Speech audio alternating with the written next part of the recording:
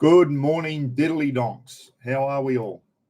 Hope you're well. I thought I'll sneak on 5 minutes early because Steve W's off to bed soon. Hey, Steve, how are you up there in the mother country? Hope you're well, mate. Thanks, YouTube. Marky Lavelle's on. Who else we got on? Gonna do one day. Good stuff. Morning, Buck. Morning, everyone. Yeah, we had a little bit of rain last night. It was good. Had a storm come through and a little bit of rain, not too much, but it's helped green the lawn up. It's the driest I can remember it being here.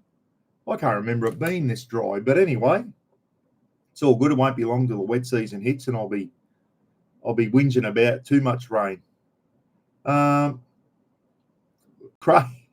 Craig from Perth saying, "Come on, Buck, let's get the show on the road." I was 5 minutes early, mate. I was 5 minutes early, and I was making a brew. That's what I was doing. My second coffee for the morning, and I was just having a chat before that. Gidgy Gorilla rang me. He's on his way home from the camp up they had at Harrisville, down south of Brisbane there in the scenic rim part. Second oldest pub or whatever. I think Christina Oliver and Nathan Schilling organised that one. So some members of the community got together and spent the weekend at the Harrisville pub. They're packing up at the moment. Apparently it's pretty hot down there. And Gidgy's already on his way home. He said, Rob the Wanderer has pulled up a bit dusty this morning, everyone. He made a fatal mistake of drinking with Nathan Schilling, and the Wanderer is dusty, apparently. So you better be careful driving home. You better wait for a while, have some brekkie, and wait. Yeah, apparently he was a bit dusty, Gidgy reckons. Gidgy said he was all right. He said he only had a few yesterday because he knew he was driving home today. So I think Gidge got on it Friday night. So that's always a tip there, guys. If you're going to get on it, don't do it the night before you drive home on your camping trips, eh? A lot of people don't think about that. They get on the piss and get up the next morning and off they go. And, yeah, a lot of people still go over the limit the next morning. So it's a bit of a trap you can fall into. I know when I was a cop, we used to do RBTs in the morning sometimes, and not always, but quite often get someone going to work and they're over and say, mate, you're over the limit. What are you doing? I got one bloke one morning, young tradie, on his way, and I pulled him over. He must have had a big night and he was nervous. And I said, mate, we're just doing morning RBTs. It was just a way to fill an hour in before we knocked off at 8 o'clock in the morning doing the midnight shift. So just pull over, check licenses. This young bloke, he was nervous. Anyway, he blew over, only just, about 0.06 or whatever. I said, you ain't driving anywhere now, mate. So I said, he thought, oh, I'm gone, So he just went over. This is back in the old days when we probably shouldn't have done it, but we did. We said, mate, lock your car up, call your boss on the phone and tell him to come and get you because you ain't driving to work. Anyway, I said, the boss might have the shits with you, but it's better than go and drink driving. So, if they're way over the limit, guys, I do them. But a lot of people are 0.052 or 0.055, and that. But by the time you get them back to the station, they're probably under. So I used to make them lock their car and get their missus or their boss to come and pick them up. I did that quite a few times. I don't think you can do it anymore, everyone. I think it's all changed. That was back in my day. We had a bit of discretion. Especially with speeding tickets and letting people off tickets and that. We had discretion. We could do it. You'd check their traffic history, and if they had pretty good traffic history, you'd say, hey, mate, let you off with a caution. We have the discretion to do that. I don't think the traffic branch boys did, but general duties, we'd show a bit of discretion. If people pass the attitude test, we used to cut them a bit of slack a lot of the time. Anyway, who else we got on? Debbie Mowert. The great Ray Muller's on, the great Ramondo. I love that name, Ray. The great Ramondo. Sounds like a soccer name or something, doesn't it? The great Ramondo, or a magician. Ray might be able to pull a few rabbit out of a hat and a few hairs out of his ass, as the old saying goes. Ah, dear, oh dear. Mr. Donny, g'day, mate. How are you? Jack Turtle's on, saying g'day to Gonna Do One Day. I think I got your payment through the other day. Gonna do one day. your donation for the Christmas thing. We'll talk about that soon. I'm sure I remember writing "gonna do one day" down. There you go. Gary Scott. There you go. I know your real name now. Gonna do one day. Got your donation through for the Christmas live feed, Gary. So good stuff there. And we'll talk about that soon, guys. We're over 2,000 already for that. How good is this community? I've got it written down. We're going to talk about that. I'm sitting here with the air conditioner on because it's bloody hot up here at the moment. It's just the other day when you walked outside, not yesterday, the day before, when you walked out from an air-conditioned room, it was like walking into open the oven. That's what it was like. It was bullshit hot. Anyway, SMG's on. G'day, Buck. How are you, mate? Morning to all the legends. G'day, mate. How are you? Hope you're well. Who else we got on? Brett, you're on the Black Rats already, I hope. It's too early for that. Hopefully you just got a coffee on. So well done to all the community members. Well done to the Christina Oliver guys and Nathan Schilling for organising that. What a great way to get together. It was a good photo of them all on the balcony of Queensland's second oldest pub, Gidgey was saying. And he said the staff there at the Royal Hotel at Harrisville, outside Brisbane on the scenic rim, Bow Desert Way somewhere, 29 in Kingaroy, Steve saying. Yeah, he said, what a wonderful bloody place that is. He said, no showers there. Beautiful campground by the creek there. Look, absolutely amazing, the campground. $20 a night, but they're not allowed to charge for camping. So what they do is give you two $20 food vouchers. So it makes you go up to the pub. Apparently they're not allowed to charge for camping. It's a council thing. So they get $20 a night, but that goes towards, and Ken said the meals were fantastic there, as they usually are in old country pubs, aren't they? Best beef ribs I had when Roz and I were coming home from camping with mates. We went through a little town called Theodore here in Queensland, and there was a free camping area a couple hundred metres up from the pub. I said to Roz, come on, let's go down the pub and we'll have a drink and we'll have a countery. And I'll tell you what, Roz had pork belly, and that was very, very nice, Roz said. Nice crackle on that. And I just got beef ribs, and they were amazing. They were the best beef ribs I've ever had. Absolutely incredible. And not just one or two. There was about 4 of them on there, and big, meaty ones. I gave one to Roz. I said, I'm not going to be able to eat all this. And they were bloody delicious. All at a country pub, everyone. And I was reading up, or Roz was reading up, that Theodore pub nearly closed down.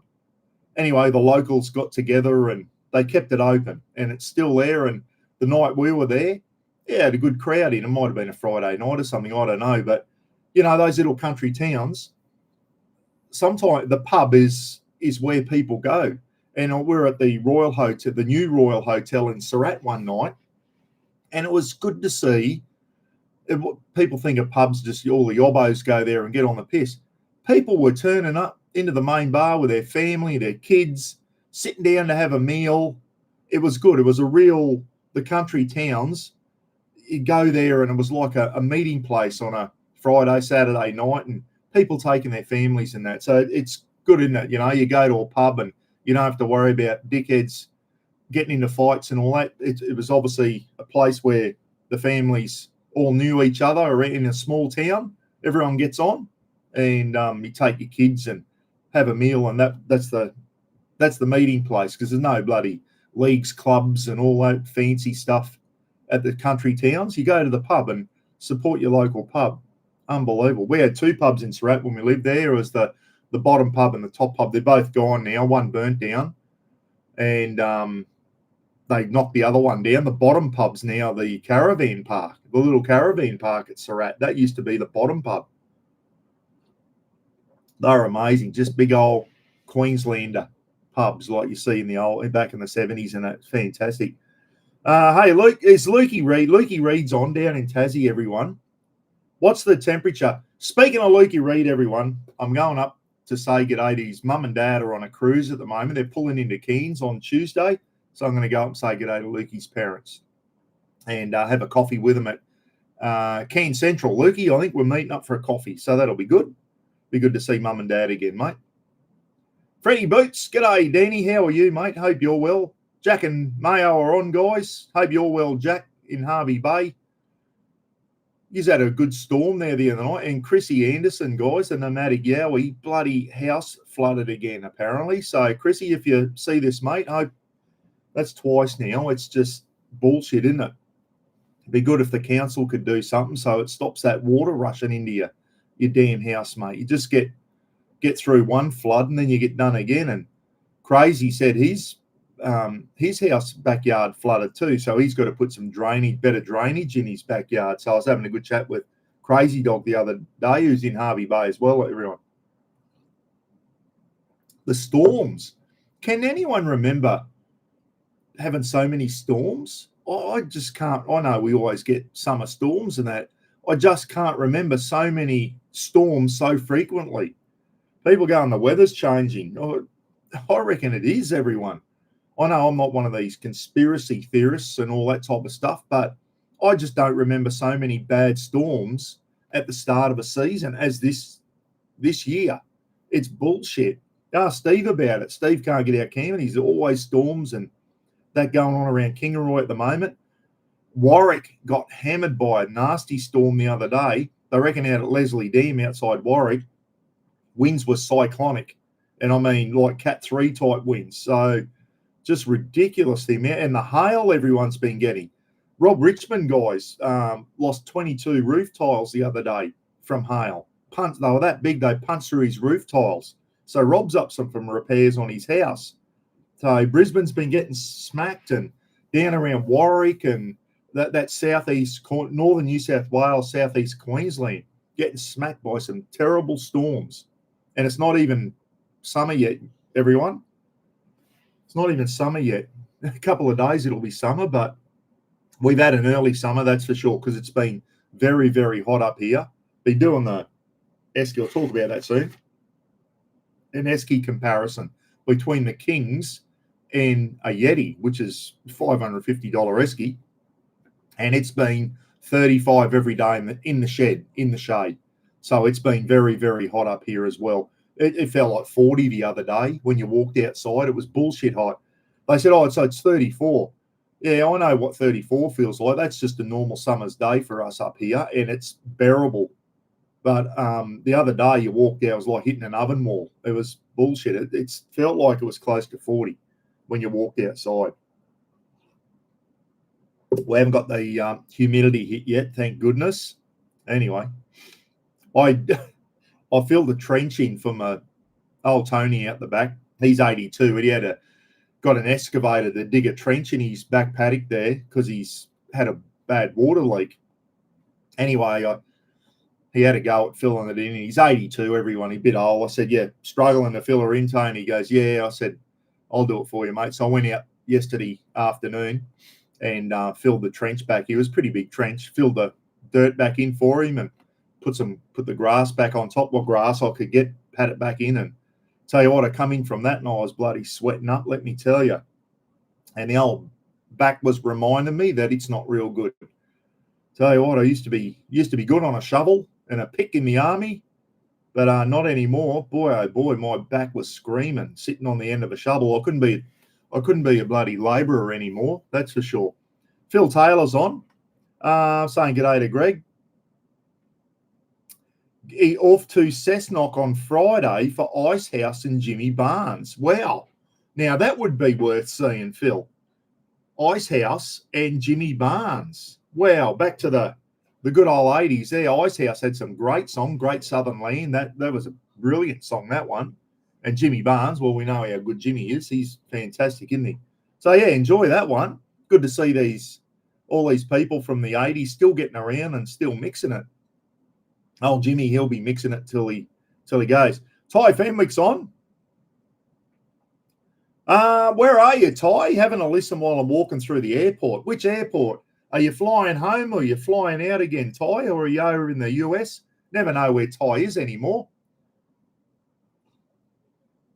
I think you said at the camping with mates you were going to America or you were going back over because Ty's wife's a Yank, apparently, everyone. So Anyway, we'll get you on for a jibber jabber one night, Ty, and we can bloody tell us all about yourself, mate. It'd be good. Tell us all about your Fords, and have you put a deposit down on a Super Duty yet, Ty? He's keeping us in suspense, everyone. Ty said, am I going to buy one? We should have a vote. Have a poll. Start a poll. Will, here we go. Will Ty buy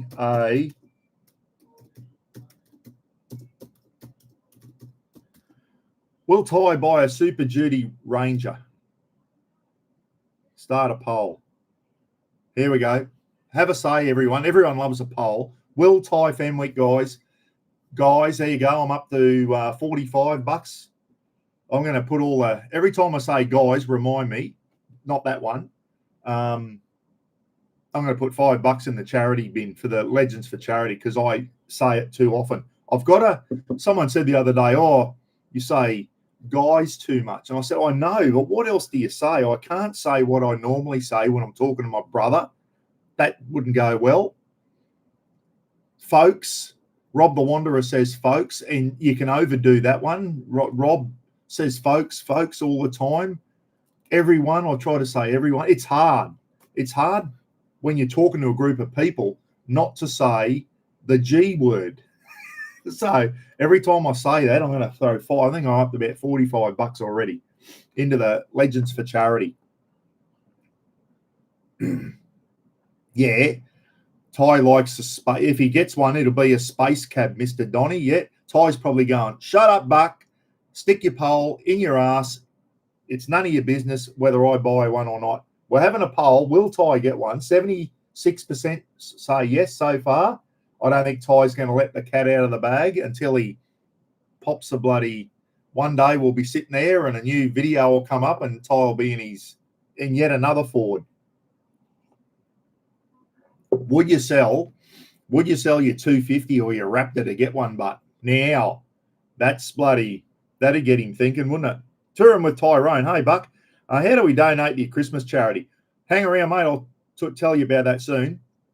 All the details are pinned on my Facebook page, Mr. Buckaroony. I've pinned it all at the top, mate. So if you're on Facebook, go in there, Mr. Buckaroony, and all the details are there. But I'll put it up again here soon because unless you make a donation, everyone, to the Legends for Charity, you're not in the winning for one of the. We're going to have close to 50 prizes. So it's going to be a huge night. I'll get onto that soon. Does he want the AdBlue drama? Well, I don't think anyone does, Graham, but your hands are tied now. A lot of the diesel vehicles coming out now have AdBlue, and it's all to do with emissions and all that type of stuff. I think, all the trucks and that now all got AdBlue, everyone. Remember there not long ago, they were having trouble getting AdBlue, and some of the truckies were struggling because you couldn't get AdBlue. We probably import that, do we? Someone tell me, do we make our own AdBlue? I don't even know what AdBlue is. I don't even know what it is. I know it's something you put in with your diesel to make less emissions. I don't know a lot about AdBlue, but I know that Super Duty is definitely going to have a DPF and AdBlue, which is no one wants it, do they? No one wants DPFs, which just create extra drama. Diesel particle DPF, diesel particulate filters, and then you have to burn it off in your exhaust and that. And sometimes they burn off at the worst time. And if you're out in bloody spinifex grass and stuff like that, it can start a fire. I don't have to worry about that. I've got an old 2012 BT50, and she was pre-AdBlue and pre-DPF days. I think when did DPFs come in, everyone? 2014 or 2016? Steve Fuller might know. No, Steve, you can put a big as no for that one, mate. I know a lot of people are, and we're going to talk about the Super Duty soon. Buck will not be buying a Super Duty. Not for a long time, everyone. Even if I do get one, it won't be for a long time. Why? I don't have the money to do it. I have better things to do with me money. Like bloody some renos on the house and stuff like that. Got to prioritise your money, especially when you're on a pension, everyone. I haven't got 100 grand, and we're going to talk about prices in a minute. I haven't got 100 grand to throw at a bloody car. Maybe when I can tap into my super, and you're probably, Buck, you're 60, you can tap into your super. Yeah, I can, but Veteran Affairs class it as income if I do. So they back me into a corner, the assholes. So I'm basically don't want to touch my super until my DVA pension runs out when I turn 67. Okay, so I'm on a, it's weird, without going right into it, I'm on a DVA pension that stops when I turn 67, which is when you get the old age pension. I'll never get the old age pension because I'm on a 20-year army pension as well for me 20-year service. So, but the one I'm on, the DVA one I'm on, it stops at 67. So they basically said, if you tap into your own superannuation money, they class it as income and decrease your pension. Work that out. I said, it's my money. I'm not earning it. It's my money from working my guts out for 39 years and some pretty tough jobs. And no, we class it as income. I thought, you're a pack of assholes. Anyway, and they are. There you go. I've had me rant for the day. So if I could tap into my super now, and I can, but I don't want to, I get penalised. You know, I've just told you why. Yeah, but do I want to go and blow 100 grand of me, 100 plus of me super just to bloody keep up with the Joneses? No, that's not Buck. I'm happy. I've just spent 6 grand on I just spent 6 grand on a new gearbox, so I've got to get my money's worth out of the BT50. She's back up and running now. The new gearbox is going well. Still not the smoothest. Those Ford Ranger slant BT50 6-speed gearboxes, I'll tell you what, they are not smooth gearboxes, everyone. Just not smooth. I've had a lot of cars over the years, and some of them have beautiful smooth. Oh, my little Mazda 2 had a beautiful smooth 5-speed gearbox. Even my old Falcon, XE Falcon, had a smoother gearbox than what this has got. It's not a smooth gearbox. But anyway, it's getting me around, and it's not vibrating in fifth anymore. There was obviously some problems inside my old gearbox. I've got a new one in there now with heavy-duty 5th and 6th cogs, and they beefed it up. It's all, I think they use terrain tamer stuff inside it when they recondition them. So I've got to get a few more years out of the BT50 to get my money's worth out of it now. She's done 260 or something, 260,000. I'd like to get 350 at least out of her. So, you know, but when your vehicle starts costing you a lot of money and then something else big goes wrong, then it's time to get rid of it and maybe look at a new vehicle then. So I'm hoping it lasts me for another 7 years, the BT50. Will it? Oh, yeah, if I look after it, I'll look after my vehicle, so hopefully it will. Put kangaroo oil in it, Phil W. reckons. Yeah, that'll make it go all right, mate, the old thing. Keep using the fix. Jack, you can't tow in 4th gear on the highway, mate, and sit there screaming its ass off doing 4,000 down the highway, sitting on 80k an hour. I've got to tow in 5th. They've said don't tow in 6th. I've got to put it at least in 5th, mate. So I'm not. If I had to sit there and they don't tow in 5th or 6th, so you just get rid of it and just don't tow at all. You can't tow in 4th gear in my vehicle and stay up with the crowd on the highway. I'm not one of these people who sits on 75, 80 on the highway holding all the truckies up, mate. So I'll be towing in 5th. And I have done that, and I was getting a funny noise coming out of my air intake. I don't know what was going on there, out of my snorkel. At a certain, when I was just getting up to 90, I was bloody snorkel making. It was like there was a pocket of air in my snorkel, and it was making a funny noise. I don't know what that was doing. It only did it when I was towing, and it sounded like the snorkel. If anyone knows what that could be, might have a plastic bag stuck down my snorkel. Who knows? I can't see down there. Jeffrey Keen's on. Jeff, I got an email off you before saying you've changed your name again. Well, it's obviously changed back to Jeffrey Keen. That's how we know who you are then. That's all right. I know who you are, mate. Chrissy Anderson, here he is. Kangaroo oil, make sure valves bounce. Dead set. That's give yourself an uppercut, Chris. I'll pay that one, but make sure valves bounce. There you go. Anyway, Ed's on. G'day, Ed. How are you, mate? Hey, I just looked up the thing, Ed. Pass it on to Naz. We're up to 2,100 and something, everyone. So I'll get into that now. What am I doing? I'm having a big on the 23rd. Rob the Wanderers is on the 14th now, everyone. He's pulled his forward a week because of work commitments, which will be good too. It gives him more time, or us more time to get those Christmas hampers out that Chrissy gave him. Hey. I thought someone was coming in the door. Rafa might be trying to get in the door into the air conditioning. So mine's on the 23rd of December. Gidgy will hopefully be up here and we'll be doing a big Christmas giveaway. We've got some fantastic prizes, everyone.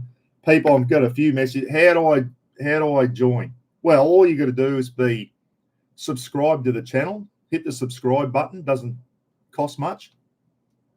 Have a Google name, as in if you're on here now and you've got a Josh Hatch, Jack Turtle, Jeffrey Keane, Ivan and Lisa Rollins. I've got your payment. Ed's camping, all that. Naz over in China at the moment. What's he doing over there? What is Naz doing in China? So he's not going into buying shit from China and putting his own name on it, is he? Anyway, Ed, you bloody lost me train of thought there for a minute. Oh, no, so you've got to have a Google name or a YouTube name.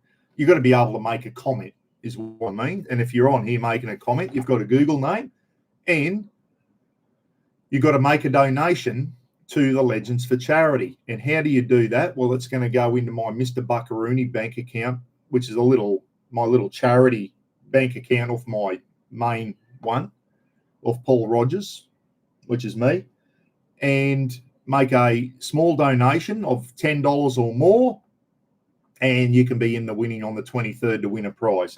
And I'll be asking some questions, everyone, and you've got to go hashtag, we do it through StreamYard, hashtag whatever the answer is, and then StreamYard picks a winner out. But you have to answer the question correctly to be in the running to win.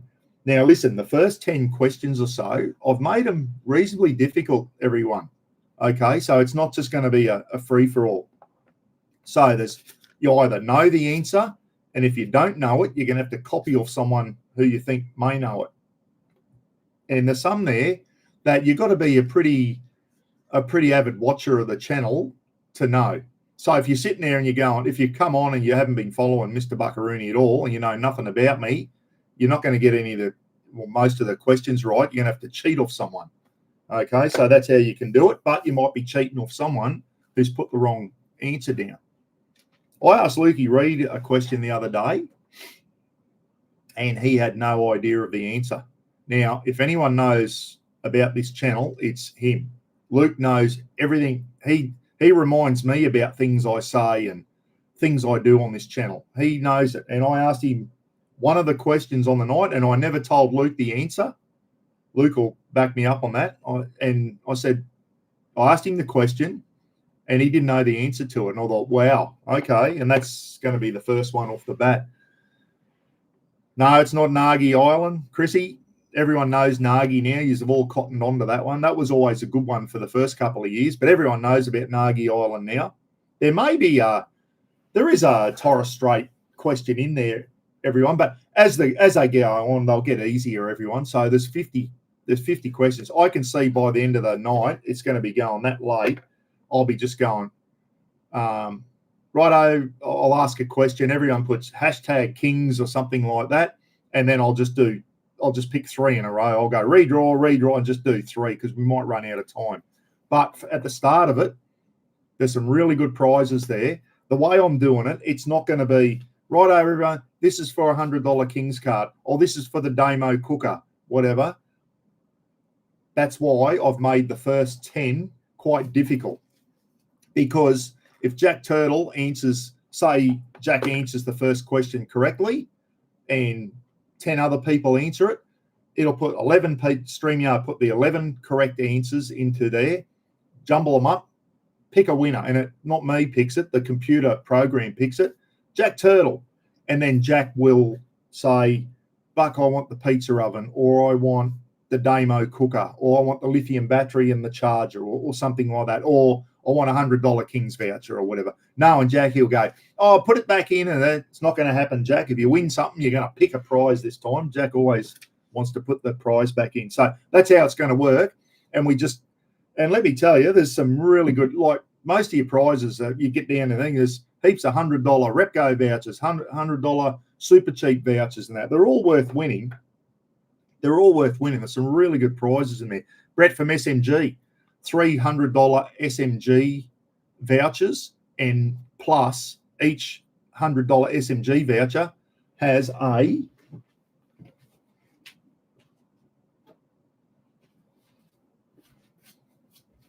less cobwebs, one of these bad boys, a Rafa Shack bat, everyone. 3 of them up for grabs with a $100 SMG voucher. Look at that. How's that for a cricket? That's the best looking cricket bat out there. Rafa the dog, a Rafa Shack bat, Rafa's paw. Don't be a diddly donk. How good is that? They are beautiful. If you're into backyard cricket, beach cricket, or indoor cricket, those bats are fantastic. So if you did want a real cricket bat for outdoor use, I guess you could pay the extra to Brett, and he could maybe sticker up an outdoor bat with the Rafa stickers on. He does outdoor bats as well, but these bats are indoor cricket bats, everyone. I think, Brett, correct me if I'm wrong, mate, but you do outdoor bats as well, I think. So, yeah, there's three of those up for grabs, and it comes with a $100 voucher, so you can get on and go, Brett will send you out the Rafa Shack bat and a sports bag or whatever you want to spend your $100 on. Okay, so there's 3 of them up for grabs. Andy Riches has got one up in the UK. There's one of those Rafa Shack bats up in the UK. So that's how it's going to work. You've got to answer the question, and it'll be hashtag answer. No capitals, no spaces. And we're going to sit here. I'm going to tell you at the start of the live feed. And if people put capitals and spaces in, we're not going to sit there and correct you. Because if you answer it wrong, even by putting a capital or a space in, your name won't come out as a winner because it only recognises correct answers. All right. And the first 10, you're going to have to dig deep to know the answers to them. So anyway, or you got a copy of someone who you think may have got the answer. So it's going to be a great night. About 50 prizes up for grabs. It was 47 or something last time. I know Ken Gidgey's selling his gear, and he's nearly up to $500 selling Gidgey gear. So that'll be a $500 Weber or Barbecues Galore voucher. So there's another one of them coming in. Yeah, it's going to be really good. Tony Purdy, where is one of the prizes some cricket coaching sessions for the Poms, asking for a friend. I'll tell you what, our first innings wasn't real crash-eyed either. And while you're on that, everyone's going on about Travis Head's 100. Yeah, it was a good knock, but that wasn't a test match knock. That was a one-day knock. He nearly got caught a few times bashing that ball. That was just a one-day 100 that he think. Yeah, it was impressive. Batsmen have forgotten how to bat in a test match. They play so much 20-20 and 50 over stuff now. They've all lost the ability to dig in and bat for a couple of days. Like they just lost test match cricket. Remember, we used to get quite a few draws and that in test matches. Now, well, that one was over in 2 days. A lot of test matches now finish on day 4. A lot of batsmen now are just so... Who was that young opener that the Aussies got? And he started in test matches doing the flicking it over his shoulder, all that one-day shit. It's Costas or whatever, doing one-day type shit. So, yeah, I don't know. I like the old bloody batsmen getting in there and they're all slashing outside off stump and wondering why they're getting caught in the slips, the Poms. They've forgotten how. It's because they've got to try and one-day thinking, I've got to try and score off every ball. You don't have to do that in test matches. They've lost the art of test match batting now, I reckon. Remember old Jeff Boycott, the Pom? He was boring to watch, but he just dug in for days. They couldn't get him out. He's like he's batting with a bat that was about 3 foot wide. They just couldn't get him out. boring as. So you had to make him play every ball. Too much short. Yeah, exactly. Right, Ray. And that's exactly what it is. Travis Head's 100 the other day. Remember, early in his innings, he did a big slash outside off stump and it went for 6. He nearly got caught. And he was still in his 20s when he did that. And I thought, mate, stop just doing big one-day shots. And that's what it was. That was a one-day 100. It was an impressive. He got, what did he get, 100 off bloody 80 balls or whatever? That's one-day shit. That's not a test match 100. All right? And it's high risk. That's what I'm trying to say. High risk batting when you bat like that. So, if he went out early, who's to say that Australia wouldn't have had another shocker like they had in the first innings? I mean, the Poms beat us in the first innings. Our batting was terrible. So we got to be careful. Our batting, except for Travis Head's 100, our batting was pretty ordinary as well. Cricket isn't the same since Channel 9. No, I know, mate. I know, Phil. Richie Beno, Tony Gregg, Bill Laurie, all us oldies. That was cricket, wasn't it? That was cricket. And I'll tell you what, when Shane Warne was a very good commentator. Mark Taylor was quite a good commentator as well. I used to like listening to Mark Taylor and Shane Warne. They're all getting the females in there now. Mind you, that young Ishiguro, the Pommy Indian girl, she's a good commentator. But you won't beat the good old days of Tony Gregg, Bill Laurie having a crack at each other. Ian Chappell was a bit boring, but was a very, he knew his stuff, Ian Chappell. But Richie Beno, that was cricket, wasn't it? That's the cricket we'll all remember, the commentators. Remember the 12th man? He did a thing, the 12th man, had them all down pat. It was incredible. Anyway, we're off the cricket. What were we talking about before Tony Purdy put me down a rabbit hole? Thanks, Tony. I was gonna ask you a question, Tony, and I forget what it was. I'll get in touch with you, mate, when I remember. The other night, I must ask Tony. So it was something to do with the army, and I can't remember what it was now because I've been out that long. I didn't know what the answer to it was. Anyway, when I remember it, I'll get in touch with you, mate. It was the Sounds of Summer, absolutely. Yeah, the 12th man, that was very, very funny. The Bill Laurie and the Tony Gregg, and he was good. What was he, Billy Birmingham or whatever? He was funny, and he loved his cricket. Buck Pole, 63, reckon tie. Thanks, Lukey. 63% reckons Ty Fenwick will get a new Super Duty. I reckon he will too, everyone. I reckon he will. We'll see how will he get rid of his 250 or his Raptor? He won't get rid of the 250. No way. He loves that big V8 too much for hauling all his big heavy machinery. Will he get rid of the Raptor to buy one? Oh, now that's the big question. We'll have to subscribe to Ty Fenwick. That's his name of his channel, everyone, and stay tuned, and we'll see if Ty gets one. Ford will probably give him one. How about that? Ford, give Ty one and give me one too. I'll tell you what, if Ford gave me one, I'd take it because we'll talk about it soon. They're an impressive vehicle. I'm just still a bit worried about the 3-litre engine in them. But anyway, I'll sit back for another 7 years and see how they go. Maybe in 7 years' time, when there's Super Duty Mark 8 is on the market, I might buy one then. They'll probably be worth $200,000 in 7 years' time, the way things are going in this country at the moment, the way everything's going up. Unbelievable, isn't it?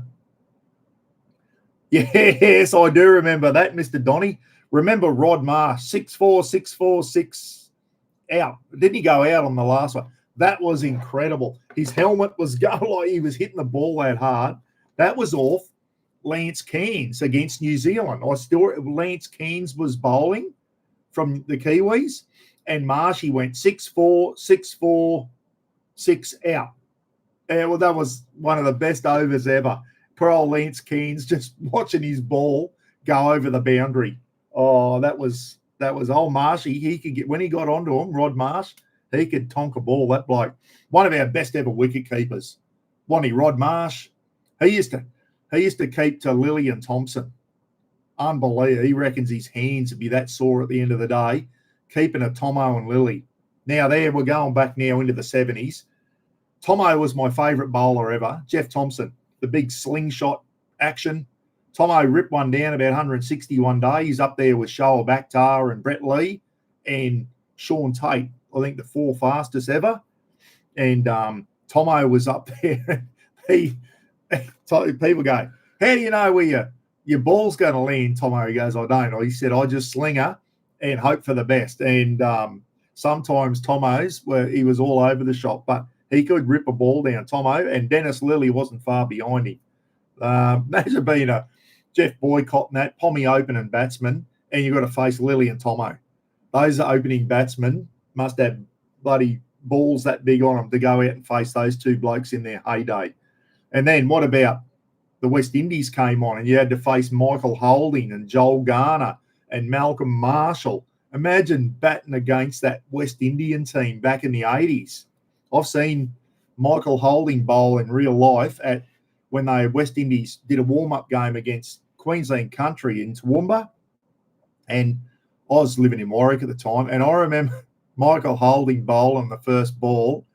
And it was just like all you saw was a red flash going to Derek Murray's gloves. And I thought, my God, how fast is that? It was like a bullet. And people are batting in front of it, standing in front of a cricket ball going at nearly 160k an hour. Unbelievable. Yeah, so, I saw the West Indies play Queensland Country in Toowoomba, Jeff. Yeah, that was fantastic. Joel Garner, I remember Joel Garner signing autographs before the game, and he had a lineup of kids about 500 metres long, and Joel Garner signed every last kid's back in the days when kids had an autograph book, and you go up with a pen and an autograph book. Joel Garner signed every last kid's autograph book until there was no kids left, and everyone clapped him off. I think they had to hold the game up while Joel was still signing autographs for the kids. Back in the day when, remember, I used to have one, had an autograph book, and if you go to a game or a football game, you try and get Wally Lewis's autograph and that. Back in the good old days, getting an autograph, now everyone wants a selfie with them, but back in my day, who had an autograph book? There you go, another poll, everyone. As a kid, we're all oldies on here. Start a poll. I don't know how to do the Q&A. Did you own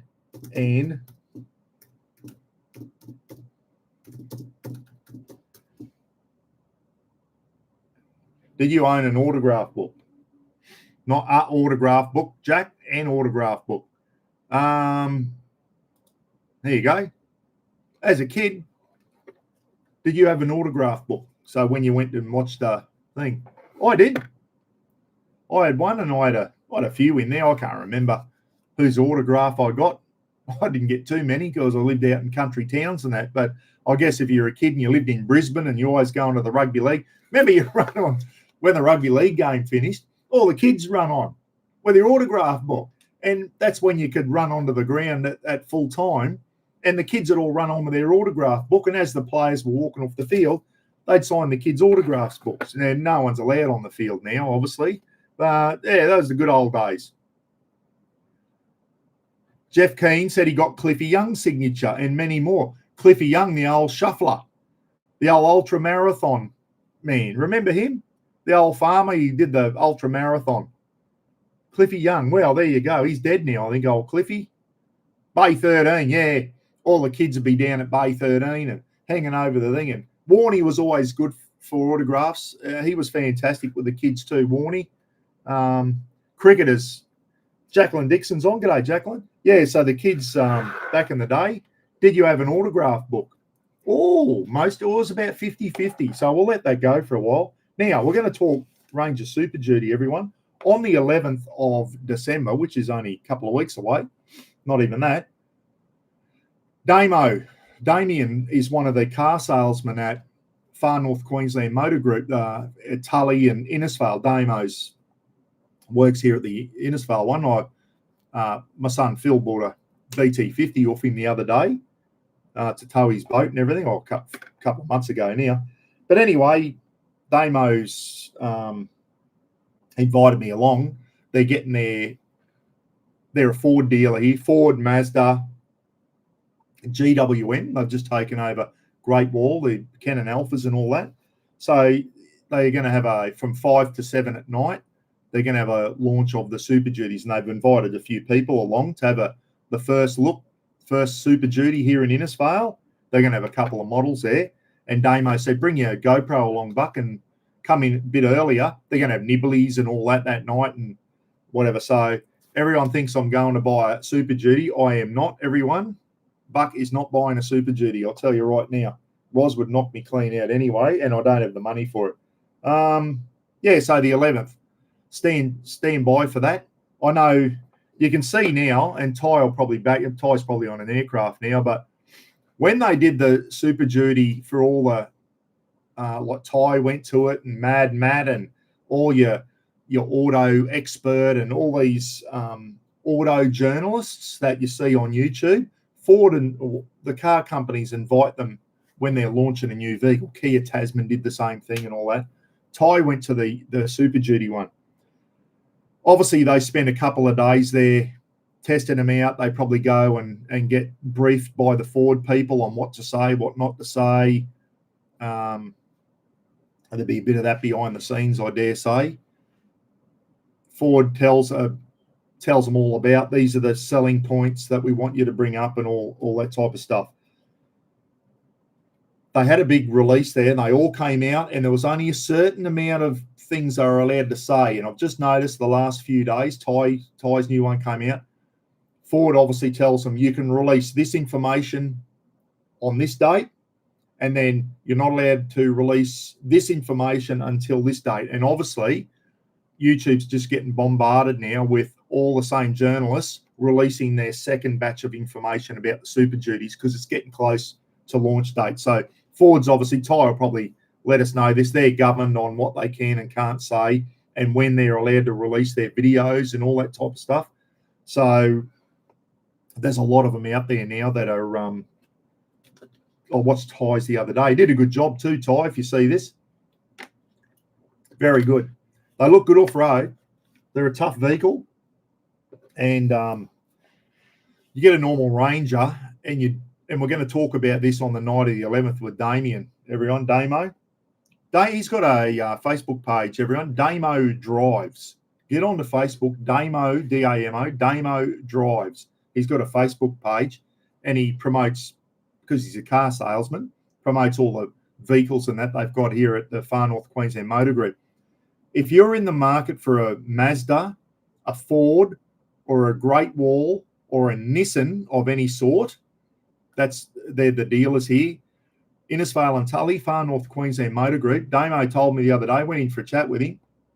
He said, mate, if you've got anyone down south, get on to Damo Drives, send him a message. And if you're thinking of getting a new Nissan NP300, for example, or no, we'll just use a Ford Ranger, an XLT Ford Ranger, get a quote down in Brisbane or Sydney or wherever it may be, Brisbane, and then send it to Damo. And he said, I will do my very best to beat any quote that people get.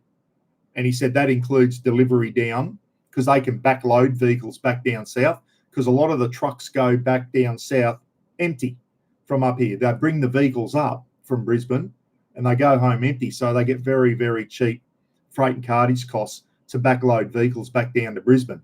So he said, I can work that into the price. So if you're in the market for a Ford, Nissan, Mazda, not just utes and that, like SUVs and all that, Damo Drives, say Buck sent you.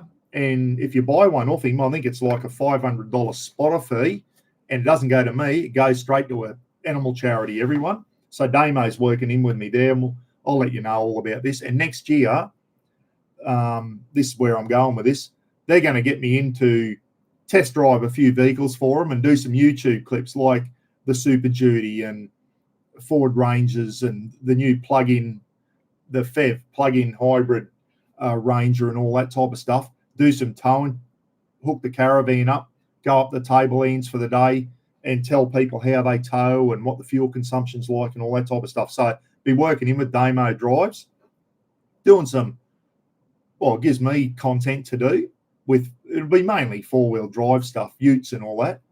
Gives me some content, fills in the day, and gives them some free promotion. I don't get paid for it anything. I told them I do it all for free. But if anyone did ever buy a vehicle and you drop my name, I think they do a $500 spotter fee and it goes to charity. So I know Far North Queensland Motor Group do, every time they sell a vehicle here in Innisfail or Tully, $100 goes back into a local charity. And I think Damo said it's like a $500 spotter fee. So you know me, guys, it'll go straight. There's guys, I'm up to now, $50. That goes straight into a charity. So the Super Duty on the night of the 11th, we're going to be, I'll show you around with the GoPro. I'm not going to be out driving it or anything, not yet. Next year, hopefully I will be. When they've got a demo model there, I'll hook the caravan up to the Super Duty and we'll take her out and see what she can do and towing the caravan and all that type of stuff. So, but we're going to be talking about all the stuff it comes with as standard. So if you went and bought a normal Ranger, Phil Taylor will know about this. Phil had to spend a lot of extra money on his Ford Ranger, GVM upgrades and all this, putting a canopy on it. We'll talk about what the Super Duty comes with as standard. While we're on the Super Duty, they are not cheap, everyone. This is before you put a tray on there. I think this is on-road costs. The single cab, $98,736. So 98.5. The extra space cab, $101,500. This is before you put a tray on.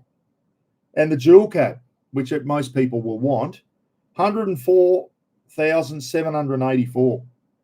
104 grand. So all these people, where are these people getting, the Super Duty is going to be around the 82 mark? Bullshit it is. I just went on to ford.com.au and that's the current prices on the Ford website, everyone.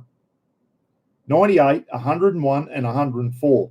And they've got three, the gal tray, so add another 5,966 on for a standard galvanized tray. If you want a black one, 8,166, and a color-coded one, 7,176. So that 104, you want just a plain gal tray on that, add another 6 grand onto that. There's 110 grand. That's before you get your windows tinted. And then you've got to put, if you want to tow, you're going to have to upgrade to the clear view mirrors, which will be a factory. They're not factory. So if you want to tow a caravan where it's a requirement by law to have towing mirrors, you've got to upgrade to clear view mirrors. So that'll be another $1,000 to get clear view mirrors on. You know, anyone who thinks they're going to get these things under 100 grand, think again. They are going to be way over that. That's why Mr. Buckaroony is not buying one, everyone. The money is huge. Yeah, big dollars, getting up there like Toyota, you're paying for the Ford badge. But it comes with stuff you don't have to do. You don't have to do a GVM upgrade, which is not cheap. You don't have to upgrade to bigger tyres because they already come with 33s. You don't have to put bash plates underneath. It's got all that. You don't need a suspension lift. It's already got that. You don't need to put a snorkel on it. It's got that. It's got a bar on the front, not a bull bar. It's just got a front bar, a steel bar already, which I reckon would be enough. It's got long-range fuel tanks on it already. It's got the tow pack on it already. It's already beefed up and bigger diffs. It's got a front and a rear diff locker. So it comes with a lot of stuff as standard. I think this Super Duty, everyone, is going to wipe the floor with Toyota. Toyota's ass must be doing one of them at the moment. This will be, if they don't have any troubles with the engine, the V6 engine on these are going to go really well. So Ford, I think, are really on the money here, how they've brought out a vehicle that is ready to go. Forestry, rural fire, the mines, it's already beefed up. So they're going to sell thousands and thousands of them to companies. And then the private owners, I think you're going to be waiting a while. By the time the mines, forestry, all those types of people get all theirs, I think if you're going to order one yourself, you're going to be a bit of a wait on them. I reckon Ford will have trouble keeping up.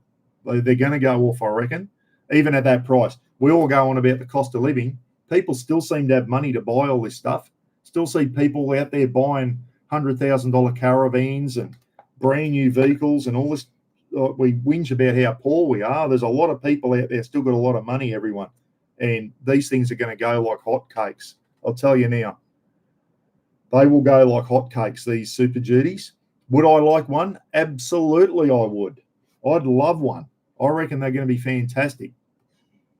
For what I do, I wouldn't get a tray. I'd love, now here you go, Norweld.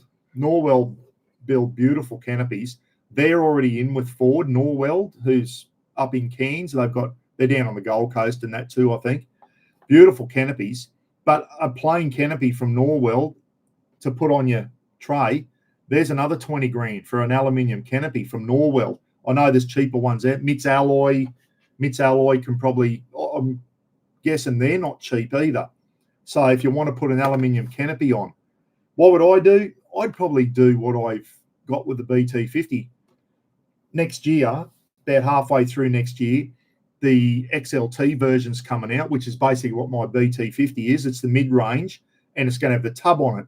And I'm sure there'll be a factory fiberglass canopy you can put on there. That works well for me with the drawers and having a canopy that you can slide open to access your fridge. That works quite good. Yeah, I'd love an aluminium canopy with side opening, with slide-out fridges or an upright fridge. Yeah, but where's the money finish? So I think a lot of people will also wait until halfway through next year and order a tub style, maybe put a canopy on it and have that type of setup as well. So all your stuff inside's all weatherproof and whatever. So they'll go well as they're not coming out yet. It's only the cab chassis and that are coming out at the moment. The tub comes out about mid next year. So no, Mr. T, Big T, no. None of the V6s have got a wet belt, mate, and even their 2 litres, Ford are going away from the wet belt, even in the 2-litre engine, and they're going back to a timing chain. I only read that the other day. The V6s do not have a wet belt. The Ranger Super Duties will not have a wet belt in their engine. It's the V6 that's in there, the 3-litre V6, mate. They don't have a wet belt. The twin turbo 2-litre has the wet belt. The one Steve Fuller has got. Steve's got a 2-litre Ranger. It's got the wet belt. The new engines coming out, the new 2-litre engines, they're going back to a timing chain, mate. So no, the Super Duties will not have a wet belt. What a nightmare that is. Absolute not. I'd never buy something with one of those wet belts because to replace them, they've got to pull half the engine apart to get to the damn thing. So no, mate, Big T, no wet belt on the Super Duty, mate. They got the V6 in there. How will the V6 3-litre go? It's been having some problems. Quite a few of them have been going on a flatbed. I'll follow a few Ford sites, and they've had some problems with that V6 engine, and now they're going to ask more of it. They've detuned it. Thank you, Anaconda. Why is Anaconda sending me text messages? They've detuned it for power. Still got 600 Newton meters of torque for towing and that, but they've detuned it so it doesn't have as much power as a normal V6, say, Phil Taylor's. All right, so Ty the other day, he put it up to GCM, gross combination is 8,000 kilograms, 8 metric tons, and Ty said, no, nowhere near as good as what his big V8 diesel and his F250. He said, if you're going to be towing on, like for work, and you're towing around that 8-ton mark every day for work, he said you go to an F250 and get a V8 to do it. He said his F250 does it a lot easier. He said it still did it, and it got up to speed, but it took a while to get up there. But for me, towing a 2.5-ton caravan, it'd eat it. That 3-litre engine would eat up. Just towing a normal caravan, okay? They say you can tow 4.5 ton with it, or you can, its GVM is 4.5 ton. But you can't max your vehicle out and max your towing out because then you'd be 9,000 GCM, wouldn't you? So it's one or the other. So you can have a 4.5 ton caravan behind you, but you wouldn't be going loading your Super Duty up because the GCM is only 8,000. So Anaconda's trying to take your business away from Kings. Yeah, no, I don't. What did I buy from Anaconda? I've rarely bought anything from Anaconda. That was just, if I don't answer it, why I must have get things from Anaconda, and I'll have to, how can you do it? Unsubscribe or whatever. I don't go to Anaconda. I haven't got a store here. Closest one's up in Cairns. Oh, it's got some good stuff in there, Anaconda, but yeah, I don't normally go to Anaconda at all. Super Duty F250 is apples and oranges. Yeah, it is. What's Ty got? A big 6.7 litre V8 engine under his 250. Did anyone go to the camper with mates and see Ty's F250? It is a beast. It is a truck, that thing. People who call utes like BT50 are trucks, I think it's just wank. They're not trucks. They're four-wheel drives. But when you see Ty's F250, I can understand why they call those things trucks. They are big units, and Mud Duck's big Ram 3500. Let them get away with calling them trucks, but you don't call a Ranger or a BT50 or a Nissan NP300 a truck. Okay, they're utes or a four-wheel drive. They're certainly not trucks. But when you see the big F250 Ty's got, and she's jacked up, and that thing is a truck. It's a beauty. But he said, and he was honest. He said, towing at GCM, the Super Duty, he said, give me my V8 any day for towing the heavy load. But he said, if you're towing a caravan and that, Elvin tows a caravan with his Ford Ranger, does it easy. He said the 3-litre engine, and I spoke to Phil Taylor down at camping with mates, and Phil said, no, that 3-litre engine, it goes well towing a caravan. He said, just maintain that same speed with the caravan on, no problems at all. So that 3-litre engine has got some boogie, everyone, in the Ranger. The 600 Newton meters torque, and unless you go up to the big V8s and that's like, out of all the dual cab utes, the Ranger and the Amarok, which have got the same engine, 600 Newton meters, that's about the max you'll get without going to the V8s and that. So most of your, what's the BT's got about 530 something now, about 530 Newton meters since I've had the tune-up, and it's certainly, you notice the difference with that. Yeah, so morning, Marky Lavelle. Mark's on. Lynn Rogers is on. So there you go. On the 11th, I'm going to run the camera over the Super Duty, and hopefully next year get hold of one of their demos. I'm going to hook my Jayco caravan or our Jayco caravan up to it, and we're going to go for a day trip. So I've spoken to Damo about that, and he's in speaking to the boss there at Far North Queensland Motor Group, and I think they're keen for me to go out and give them some free publicity and promote their company, and gives me some content as well. Gives you something to do. I'm not going to go out and try and be like bloody, what's his name? The bloke from Auto Expert and John Cadogan. I'm not going to be like that. I'm just going to go for a drive and tell you my thoughts on it, everyone, and tell you what it can do and how it tows and all that type of stuff. I'm not going to sit there and try and be another John Cadogan and that, because I just don't have the knowledge for that. But it'll be something different. I'll put my own spin on it. So there you go. There's your prices, everyone. Single cab, 98. Extra cab, 101. Dual cab, 104. Then you've got to put a tray on. Trays are anywhere from 6 to 8 grand. And then you want to put a aluminium canopy on the back and then kit it out with a fridge and dual battery system and electrical system and that. Where does the money stop? I can see these Super Duties getting up, by the time people kit them out with a tray, tinted windows, and then put the towing mirrors on, and people will still want to do extra mods to it, and then put a bloody Norwell canopy on and then kit it out with all the Red Arc gear, and it'd be up around the $200,000 mark. One of these vehicles, you watch them. People will be out there, and what concerns me is the amount of YouTubers out there that are going to go into debt to get a Super Duty just to bloody get content. Just to get content. I know Ronnie Dahl does it with Toyotas, doesn't he? Goes out and buys a Hilux, or he buys a 76 series and that. They go out and they buy these new vehicles. It gives them content for the YouTube channel. I get that. Stay tuned. How many YouTubers out there end up with a Super Duty? Will Ty end up with one? I don't know. No one knows. But I know there'll be a lot of YouTubers out there that'll be going into a lot of debt just for their YouTube channel to get a Super Duty. They're going to get done to death. You watch. They'll get done to death. Anyway, that's enough about Super Duties. Stand by. The night of the 11th, me and Roz are going to go along. We just want to go along to get free nibblies. I think they're going to have nibblies on that night, sausage rolls and party pies, Cheerios and all that. So I'll be there for the free feed, being a tight ass I am. Now, some other dual cab utes, and Crazy Dog told me about this one, and I didn't know about it, but I've watched a few, and it looks very good. Has anyone seen the new MG ute that's come out? MG U9.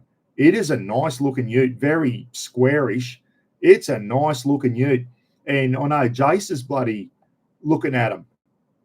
At the moment, it's basically the same as an LDV Terran 9. So it's the MG U9. MG, as we know, is a Pommy maker vehicle. The old MG being bought out by China, everyone. But obviously, you see a few little MGs getting around. They're all made in China now. Not bad looking vehicles. Have a look at the MG U9 ute. Okay, MG U9. Tell me what you think about it. Send me a message.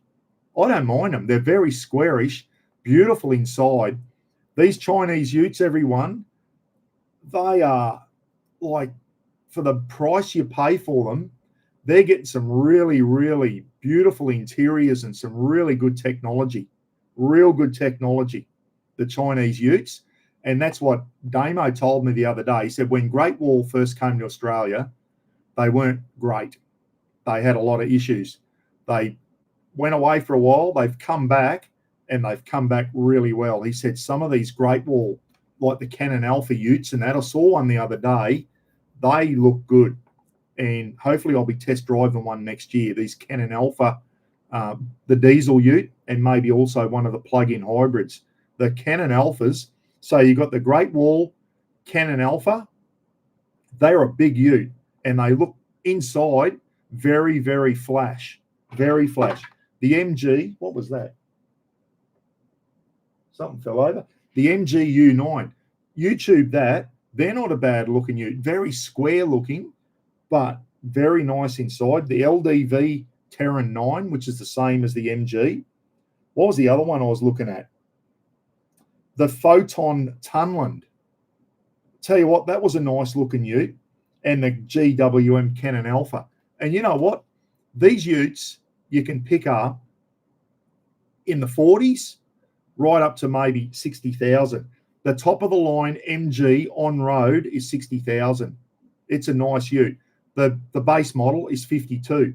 Some of these GWM Canons and all that, like you get into some of the other utes and you're 60, 70, 75, maybe 80 for some of these Ranger utes and all that type of stuff. Some of these Chinese utes have got all the tech, good warranty. Some of them are like GWM now are offering 7-year warranty. Like if you go, oh, GWM, 7-year, but with a 7-year warranty, you go, you know what? It's got a 7-year warranty. I don't know. It'd be worth having a crack because you get two of these things for a bloody Super Duty. Or you wouldn't go and compare them to a Super Duty. I don't think they'd be as good as a Super Duty. But these utes here, they're going to contend with your normal Rangers, your normal NP300 Nissans, your BT50s and that. The Chinese ones are coming out. They've got a lot of tech on them, everyone. Some of them don't look too bad. And the interiors are very nice. I don't know. The Chinese vehicles, they're starting to mix it, aren't they? They're starting to mix it. The Chinese are stepping up their game. And I'll tell you now, they're bloody... The other ones, the Japanese companies and that, they need to up their game or the Chinese are going to overtake them. And the amount of beautiful technology you get, the big screens and touch screens and 12-inch bloody touch screens and all that, that it does everything but make a cup of coffee for you. Well, you're getting all that in these Chinese utes at a price that's affordable for the basic Joe. So anyway, here's another poll. What's this one? I forgot the last. Did you own an autograph book? 64% said no. Okay, so 36. Maybe some of you aren't as old as me. Yeah, I was a real sporty sort of guy, and I had a little autograph book as a kid. Might still be around mum's house. I don't think I got a lot in there because I lived out in the country. Here we go. Another poll, everyone. Last one for the day. Start a poll. Would you consider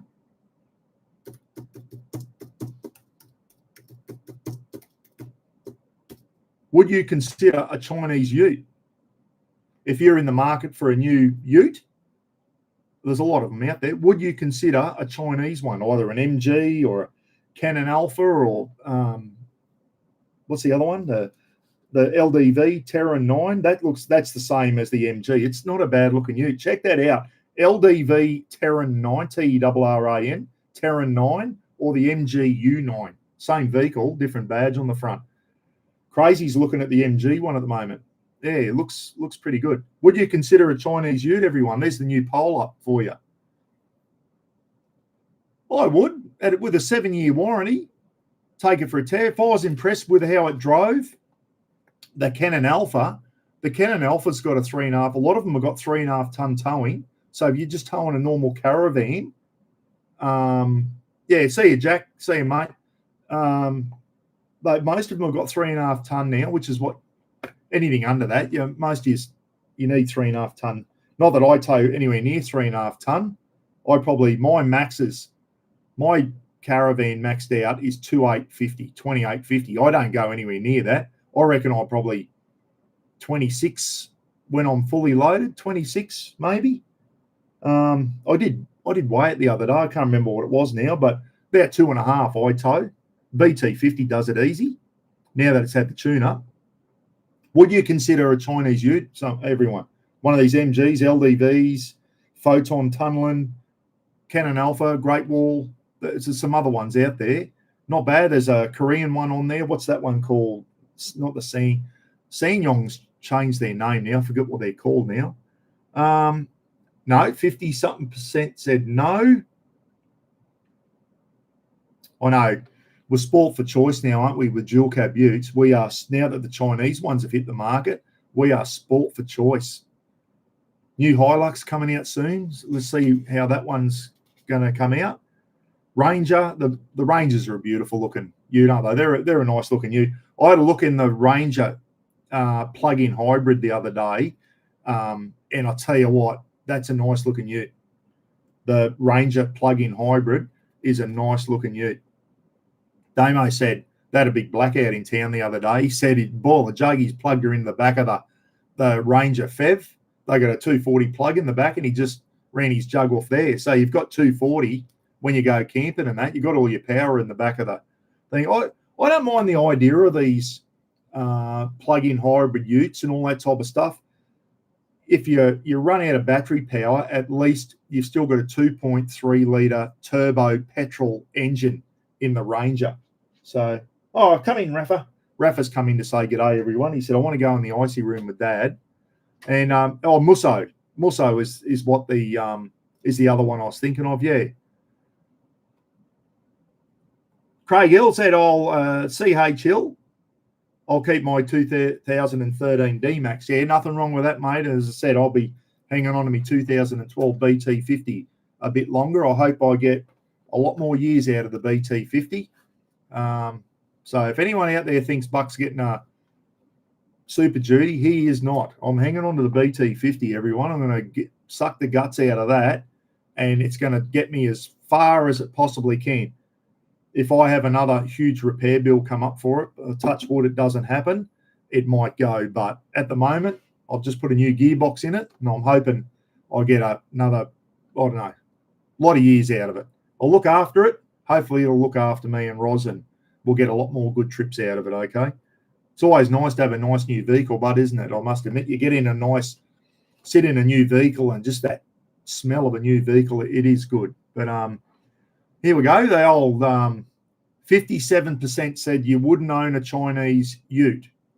Tell you what, if you're a young fella and your towing wasn't a big thing for you, and you say you're a young fella, you left school and you're in your first or second year as an apprenticeship, and you want a good tradie ute to get around, do you go into a lot of debt and get a Ranger and all that type of stuff if you're a second year apprentice or a first year apprentice? Or would you go and buy something for 40, 50,000 with a 7-year warranty and just to get you started? That's where I reckon the young tradies, the young apprentice tradies and that, I would, if I was a young fella. You have a look at those Canon Alphas, and they got some good stuff in there. You want to go camping and all that type of stuff? Yeah, I reckon there's a market for those Chinese utes because they're affordable compared to some of the other, like a Hilux or a Ranger, which you're paying top dollar for. So, I reckon there's a market for them.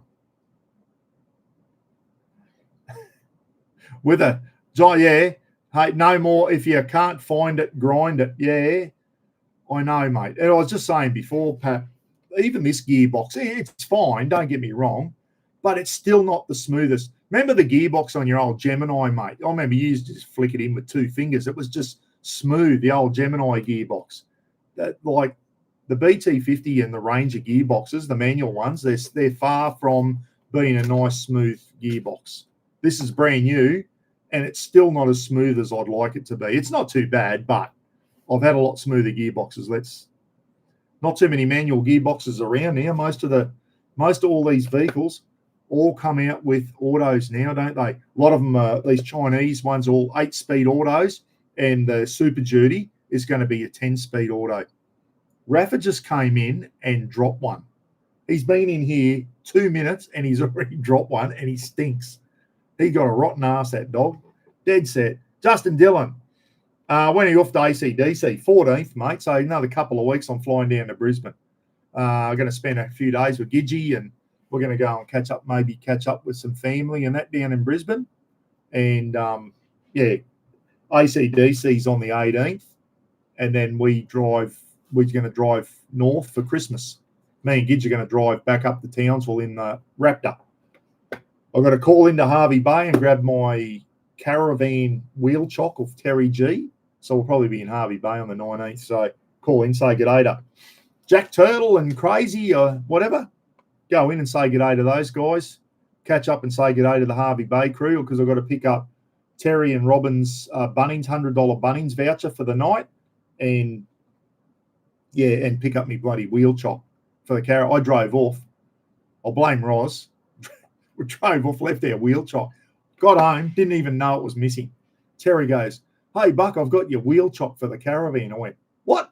He goes, "I've got your wheel chock." He sent it. I said, I didn't even realize. Went out, one in there, not 2. So I drove off and left it there. Probably what I did with me bloody Aussie Campfire Kitchen spike. It's probably still in the ground somewhere I camped. I drove off and left the spike in the ground.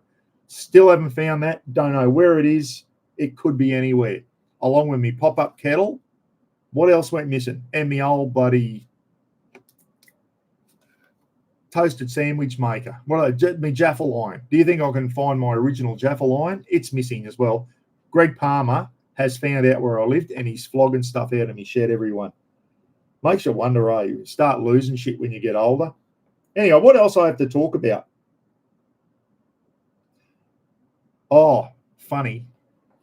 I'm filling the trench in yesterday afternoon, and the bloke 4 down from me, I hear this swearing. Next thing I see, a few bits of wood go flying out into Tony's paddock, swearing and carrying on. Oh, mate, Robin down about 4 down from me, he's got beehives. Anyway, every time I go past, there's another beehive appeared. And I went out there one day. I said to him, "You got any bees left in your hive?" He goes, "Why is that?" I said, "They've swarmed and they're on my back fence. I had a massive amount of bees on my back fence. I'm allergic to bees. I puff up badly." I said, "You want to come and get them?" And he runs down. It took him all day to get those bees that swarmed to my back fence back in the hive. Anyway, yesterday, he's not having much luck getting honey out of them for some reason. I don't know why. But he's swearing yesterday. And I said, "What's wrong?" He goes, the swallows, the little birds, there's about 6 of them up in the tree. They come down and they apparently eat the bees. So he's got all these little birds that are coming down and picking his bees off. So he's got the shits with the swallows stealing his bees. I didn't know swallows ate bees, but they do. Bees are up against it, aren't they? But now the birds are apparently picking them off. And that's what he was throwing bits of wood and that at up in the tree, because the swallows were coming down and nicking his bees. So he's not having a lot of luck. I said, when's your honey going to? He said, oh, don't talk to me about honey. He said, oh, they're not making it. I don't know. He's got plenty of bees there, but apparently they're not making honey. They mustn't be able to get enough nectar or something. I don't know how bees work, but he's not having a lot of luck because the birds are bloody stealing his bees. The triple cab. Yeah, I don't know. How'd you find that, Pat? That was on Google Maps. Pat must have been on Google Maps and has seen my BT50 go past, and it's the extra triple cab. So obviously the camera in the Google car distorts the thing. You know, the BT50 had an extra set of wheels, so she was a 6-wheeler and had an extra cabin on the back. It was a weird looking vehicle, that one. So anyway, got to do it. Yeah, exactly right, Ray. An emu bob. Does anyone know what an emu bob is? In the army, we always did emu bobs. So basically get in an extended line and everyone just walks and you're looking down at the ground and look like a bunch of emus walking along, do an emu bob. So we used to do a big extended line, especially after a range shoot or whatever, picking up brass casings and that, do an emu bob. So everyone picks up, do a rubbish thing. If you've been anywhere, right, emu bob. So everyone got an extended line. You walk through any rubbish on the ground and that, pick it up. That's what we used to call an emu bob in the army. And they used to work a treat. Get about bloody 50 blokes in extended line and just go through, make sure nothing's been left on the ground, no rubbish, empty shell casings, all that type of stuff. End of every activity you did in the army involved an emu bob, without fail. Thanks for reminding me about that, Ray. Pap, you would have done a few emu bobs in your time too. Beaker's on. Beaker would have done a few emu bobs in his day. Yeah. Yeah, they picking up cigarette butts. That one used to piss me off, Beaker. Picking up cigarette butts. I didn't smoke, but you'd have to do an emu bob and pick up all the lazy pricks' cigarette butts at the end of an activity. People bloody smoking, throwing their butts on the ground. Emu bob, pick up cigarette butts. So how about the smokers do it? Pick their own friggin'. Yeah, that used to piss me off, that one. Yeah. Graham Whitaker saying, we still do an emu bob after every move. Yeah, it's a good habit to get into. Do an emu bob. So make sure you haven't left something important behind, like leave a weapon on the ground or something. They're driving off. Funny story for you. We're out bush one day and we did a night move. So we pack up our cam nets and everything at night. We get to our next morning, we get in just break a day somewhere in our new position. Righto, cam nets down off the truck. Get the hammer out. Yep, got the hammer, Sarge. Get that tent peg so we can peg the bloody cam net out, and then you put the cam net poles up. And the diggers are scratching their head, looking around. Where's the tent pegs, boys? Get the friggin' tent pegs out. And they're all looking worried. Sarge, what? I think they're back at the last location. I said, you friggin' idiots. I said, go and get some spare ones. So anyway, we got our cam net up. So I sent them back to our last location. And when they went back, the bloke whose job it was to get them out, all he did was unhook the cam net off the tent pegs. And we drove off, and there was a big ring of tent pegs still in the ground.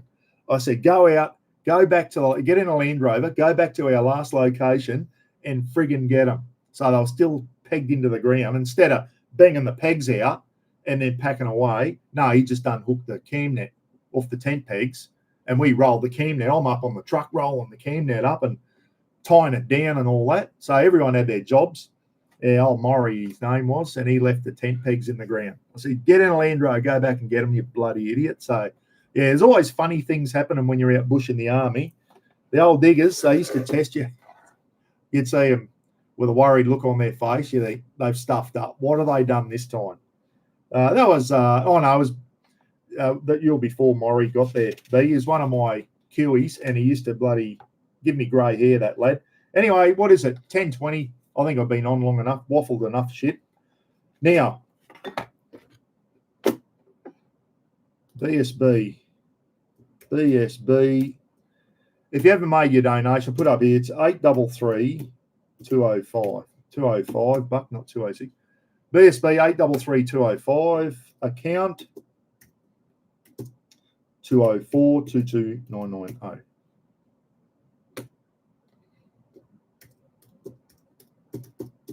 I think Mr. Buckaroony works as a name, and it's a $10 donation or more if you want to put more in. That's how you enter for the to be in the running. Subscribe to the channel, everyone. You've all got a name here. There's no hurry, as long as it's in. Don't come on the night of the 23rd and put your money in then, everyone, because it's going to be too late. I've got names here. So if someone wins a prize, we're going to be going through, and Gidgey's going to go, yep, Jason 974, yep, he donated to the charity, and you can think, don't come on that night and go, oh, Buck, can I put $10 in now? It'll be too late. I'm going to have the list there. So, and what that is so I don't get scammers on, everyone. Trying to cut down on the scammers coming on. So if someone wants to come on, subscribe to the channel and pay $10 to charity, and they don't follow me any other time, well, so be it. At least they've donated to the Legends for Charity. And there's about $2,100 and something in there at the moment. I was hoping if everyone paid $10 and I got 200 on the night, I'd get $2,000. That's what I was hoping. I've probably got 90, under 100 so far. I reckon we'll get 200 on the night, and I've already got $2,000 there to give to the Legends for Charity. So I've already made the 2,000. I was in back of my mind, I was hoping, geez, it'd be good to make 2,000. We've already done it, and it's not until the 23rd of December, the live feed giveaway. Okay, it starts at 6 o'clock Queensland time that night. It's a Tuesday night, 7 o'clock Southern. I'm not going any earlier, everyone. I don't want to be starting my live feed in the heat of the afternoon. You're going to have to stay up a bit later there. If you want to win the prizes, stay up. And but I'm pretty sure all the good ones, they'll go on probably the first 10 questions. The pizza oven, the lithium battery and charger, the Damo cooker, the $500 barbecue voucher. There's some really, really good prizes on there. 3 Rafa Shack bats with $100 SMG voucher. We got some good ones there. Really, really good ones. Heaps of $100 super cheap vouchers, Kings vouchers, BCF vouchers, all that type of stuff. Heaps of $100 vouchers to give away. It's going to be a really, really good night. Me and Gidge will be here, and we're going to have to. Gidgey's on. Gidgey's back home. Good stuff, Ken. And Ken said they had a fantastic weekend down at Harrisville just recently too. He said it was really great bunch of people caught up, and they had a wonderful time. So there you go, everyone. You don't have to do it now, but if you haven't made a donation, make sure you do it before the 23rd of December. And as you know, every cent of that is going towards the Legends for Charity, Ed and Naz's 2 charities. They're running the camping event down in Victoria next year. The Mansfield RSL, it's a sub-branch, so it doesn't get funding and all that type of stuff. They have to do stuff themselves. And also, I keep forget, First something, it's an animal shelter down there. And, you know, I love helping animal shelters out. So they've got 2 really good charities. It's all going to go to there. There is something else big in the wind. It's stalled at the moment. Me and Brett are working on it, and hopefully we'll have some good news about that soon. All going well. And the profits, if that gets off the ground, the profits from that will be going to Legends for Charity. But it's top secret at the moment, and I'm not saying anything about it because it hasn't happened yet. Just what happens when you're relying on other people to do things for you overseas, and you can only go as fast as they go for you. So we'll see how it goes. it's going to be exciting if it happens anyway. It's going to be starting over. Thanks, Ed. I can never remember. Starting over dog rescue is one of the ones that they chose down there. So it's going to be good. Over $2,000 already, Ed. So that's $2,000 you probably weren't expecting, but it's going to be coming your way. Who knows? I'm sure when everyone starts registering, there's still a lot of people. I know there's a lot of people out there that haven't donated yet, and I know they will by the 23rd. We might make $3,000. Who knows? But at the end of the day, we're already up to 2,100 and something. So absolute fantastic effort for everyone who's donated so far. Thank you so much. A lot of people have put in more than $10. You don't have to, everyone. It's $10 minimum. If you want to put in a little bit extra, if you can afford it, it all goes to a good cause. Nothing comes my way. It's all going down to Ed and Naz for their 2 charities next year at the not Camping with Mates, for the Legends for Charity Victoria. So it's going to be fantastic. We're all one big community. We've got to all support each other, don't we? There's not too many other communities out there on YouTube that do this type of stuff. And I think we can hold our heads high that we all chip in and we do stuff for charity. It's good to help other people out, isn't it? And it's not all about us. We all love helping other people out. So if anyone in the community is ever bloody needs help, you reach out. I'm sure we're all here to help each other. And that's what it's good about Gidgee and these get-togethers. The boys down in Newcastle having get-togethers before Christmas. And, you know, it's just good to see people from the community having get-togethers. Harvey Bayites, why don't you have a get-together? Jack Turtle, Terry G, 6 knots on the bay, or 6 knots. There's a few of yous down there. Crazy Dog. Get together, have a Harvey Bay get together for the community. Like, even if it's just a barbecue on the one Sunday morning in the park, or go and meet at the Harvey Bay RSL and all have dinner together or something. Just do something together. Just keep that community spirit going. It's really good. Mr. P says smash the like button. Yeah, hit the like button if you like, everyone. So there you go. The 11th, I'll have my first look in real life at a Ranger Super Duty. They look really good, don't they? Like, Ford's done a good job with the extra stuff they've put on it. I spoke to Ty about it. I said, geez, a small V8 in there would have gone well. He said, yeah, mate. He said, it's all to do. They are just governed now by emissions. They are so heavily restricted by emissions, which is why a lot of vehicles are going down to smaller engines, and they've got to tune them and basically wring their neck to get the most out of them. How, like, there's some of these utes and that are coming out 2-litre twin turbo and all that, but the Kia Tasman, I think it's a 2.3 turbo diesel. Is that a big enough engine to keep towing over the years? What's the longevity of these small engines going to be like? As we know, big V8s and big V6s and that, they don't have to work as hard when they're towing. These small vehicles, the Ranger Super Duty, the 3-litre V6, I know it's a good engine, but when it's towing to its max over a period of years, what's the longevity of that engine going to be? Time will tell, eh? Time will tell.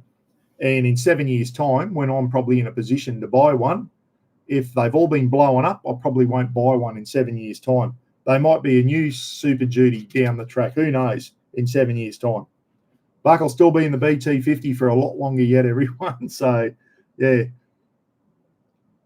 Well, there you go. Ken said if the Harvey Bay boys, someone got in Harvey Bay, a lot of the Brizzy guys had come up to a camping event in Harvey Bay. It's probably a bit hot now too for camping. But even if it's just a weekend somewhere, you get a cabin and, have a barbecue down on the beach, it'd be good. Gidgee, you drive up, probably get a cabin or something, a little air-conditioned room, come up on the Friday afternoon, have a do on Saturday, spend Saturday night there saying good day to everyone, then drive back down. It's only 3.5, 4 hours back down to Brisbane from Harvey Bay. So anyway, it just takes someone to get off their backside and organise it. So it's good to see people, and well done to Christina Oliver and Nathan Schilling for organising that one that just happened down at Harrisville. Well done to you two people for organising that. And it looked like everyone who went to it, wasn't a huge group, but there was a few people there. Everyone had a wonderful time, and that's what it's all about. Good way to start winding down for Christmas. Just change the diff ratios. Yeah, well, that's another thing they do, and put a good gearbox, automatic gearbox in with eight speed or whatever, and you might think, oh, but if you get the right gearbox matched in with that engine, then that engine can do the job with a good gearbox, with the right gearing. So, I mean, that's what the engineers do now. I guess they don't need the big, powerful engines now because they've got diff ratios and better gearboxes and all that type of stuff. So, yeah, there you go. Yeah, air conditioning's a must in this bloody weather at the moment. I think I've said everything I want to say. I'm going to go out and have something to eat. The worms are biting. I'm a bit peckish, everyone. I might go and got a bit of leftover steak there. I might bloody nuke that and put it on a bread roll or something and get into it. Enjoy the rest of your weekend, everyone, and stay tuned. Oh, I'm in the process at the moment of doing an experiment between the King's 50-litre Esky and Nutty's, Ken's son, has got a 65-litre Yeti. The King's Esky was about $70. The Yeti, I just looked up their price, $550 for a 65-litre Yeti. Well, I've just done the solid block ice experiment, and now I'm into the party ice with beers and that in there. So this is all going to be a film clip. And I'll tell you what, everyone, the old filthy King's Esky, it held its own against the big boy. It held its own, and actually, in the block ice department, it won. I'll let the cat out of the bag now. The King's 50-litre Esky beat the Yeti with solid ice. Mind you, it wasn't apples with apples. The King's is a 50-litre. The Yeti is a 65-litre. I put 2 solid 10-litre blocks of ice in each. So there was a little bit more airspace in the Yeti. So the Yeti was at a bit of a disadvantage. The King's won. Wasn't a big gap. I'll tell you what, they both held ice for 5 days in 35-degree heat. It's been hot up here. They both did a very, very good job. And I'll tell you what, for $70, those King's Eskies are worth every cent of it because it just held its own against one of the big boys on the block, the Yeti, $550. Now I've got 30 cans of beer in each Esky, 2 bags of party ice. Actually, I put a little bit more ice in the Yeti this time, but just to fill it up to the top. And I'm in the process. I'm expecting to get 2 or 3 days, maybe. We'll see how the beers go.